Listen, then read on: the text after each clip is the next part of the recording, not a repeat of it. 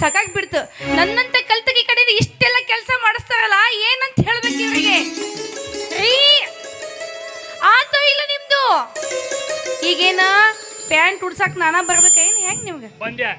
ನನ್ನ ಗದ್ದಲ್ದಾಗ ಎಲ್ಲ ಮರ್ಯಾಕತ್ ಬಿಟ್ಟೆ ನಾನು. ಬರ್ಬರ್ತಾ ಒಂದೊಂದು ಒಂದ್ ಸಿಕ್ಕಿನಾಗ ಕೈ ಹಚ್ಚಿಬಿಡ್ತೀಯಲ್ಲಿ ರೀ ರೀ ಅಂತ ಹೇಳಿ. ಮತ್ತೇನು ನಿಮ್ಗೆ ಡ್ಯೂಟಿ ಟೈಮ್ ಆಕೈತಿ, ನೌಕರಿ ಹೋಗ್ಬೇಕಿಲ್ಲ ನೀವು? ಇಲ್ಲಿ ತಿನ್ಲಿಕ್ಕೆ ನಾಷ್ಟ ಏನಾದ್ರು ವ್ಯವಸ್ಥೆ ಮಾಡಿದ್ಯೋ ಇಲ್ಲ? ನಾನು ಅಷ್ಟ ಮಾಡ್ಬೇಕ, ಮತ್ತೆ ನಾನ್ ಮಾಡ್ಬೇಕಾ?